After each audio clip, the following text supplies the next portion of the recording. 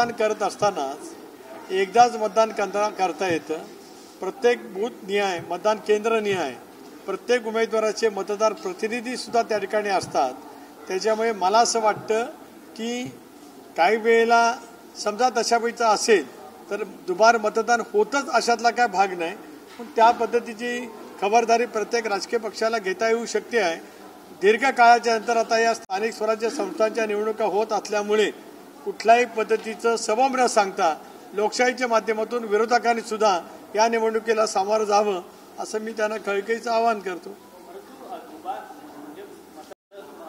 Vote चोरी किंवा दुबार मतदार या सगळ्या संदर्भात सातत्यानं महायुतीचे शीर्ष नेते प्रश्नचिन्ह उपस्थित करत होते की अशा पद्धतीने कोणताच घोळ नाही, परंतु आजच्या पत्रकार परिषदेमध्ये स्वतः निवडणूक आयुक्त राज्य निवडणूक आयुक्तच मान्य करतात की बाबा दुबार मतदार आहेत, त्यांच्या जे दुबार मतदार असतील त्यांच्या पाठी 2 स्टार वगैरे करण्यात येईल अशा पद्धतीचं मत त्यांनी आजच्या पत्रकार परिषदेत व्यक्त केलं। एक बाब आपण लक्षामध्ये घ्या की काही वेळेला मतदारांची नोंदणी ही ज्या ठिकाणी ते वास्तव्य करत असतात त्या ठिकाणी ते करतात आणि ज्यावेळेला दुसऱ्या ठिकाणी ते स्थलांतरित होतात तिथेही ते मतदाराची नोंदणी करतात। अशा वेळेला दुबार मतदारांची नोंदणी ही असते, पण शेवटी मतदान करताना एकदाच मतदान करण्याचा त्यांना अधिकार प्राप्त होत असतो।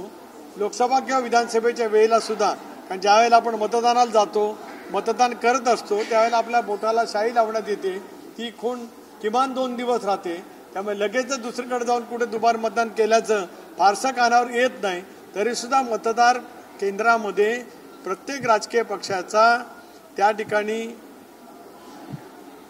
निरीक्षक म्हणण्यापेक्षा प्रतिनिधी असतो, तो त्याची खबरदारी घेण्यासाठी सक्षम आहे। आणि मला असं वाटतं की आता या विषयाचं पुन्हा पुन्हा चर्चा करण्यापेक्षा निवडणुका घोषित झाल्यात त्यावेळेला जी काय दाखवायची सतर्कता आहे ती राजकीय पक्षांनी दाखवली तर याच्यातल्या प्रत्येक प्रश्नाचं उत्तर निश्चितपणे मिळू शकेल। तुमच्या पक्षाला खरं तर समन्वय म्हणजे सामंजस्य सन्मानपूर्वक तुम्हाला जागा मिळतील ही आशा आहे। निश्चितच शेवटी मी काय म्हटलं की प्रत्येक नगरपालिका निहाय ही वेगवेगळी राजकीय परिस्थिती आहे।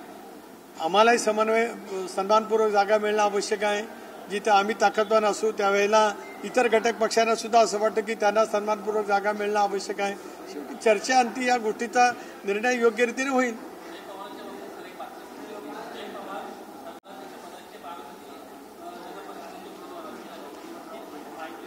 माझ्याकडे ती काय माहिती नाही आणि कुणाची तरी माहितीवरनं त्या बाबतीमध्ये मतप्रदर्शन करणं योग्य होणार नाही। गेले अनेक वर्ष अजितदादांनी एक हाती सत्ता, जवळपास नगराध्यक्षाचे उमेदवार तर प्रचंड मताधिक्याने निवडून आलेलेच आहेत। 2016ला आम्ही ज्यावेळेला निवडणुकीला सामोरं गेलो त्यावेळेला आम्ही विरोधी पक्षामध्ये बसलेलो होतो। नागपूरचं अधिवेशन चालू होतं त्यावेळेला वेगवेगळ्या बातम्या त्या ठिकाणी गेल्या, पण पहिल्या फेरीपासूनच दादांनी दिलेला उमेदवार मोठ्या फरकाने त्या ठिकाणी विजयी पथावरती होता। आता उमेदवार आरक्षण या संदर्भातला सगळा निर्णय दादा त्या ठिकाणी घेत असल्यामुळे कुठली चर्चा आपण सांगता ती माझ्या कानावरती काय आलेली नाही।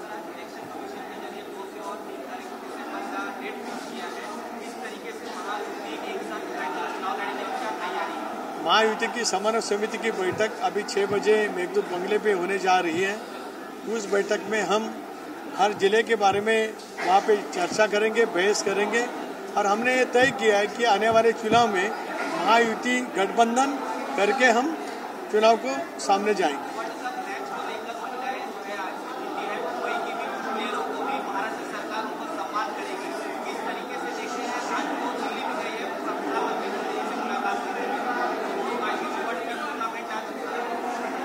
एक भारतीय नागरिक के नाते मुझे इस बात का गर्व है कि हमारे महिला क्रिकेट टीम ने वर्ल्ड चैंपियन अपने पास रखा है। मैं उनका तहे दिल से अभिनंदन करता हूँ।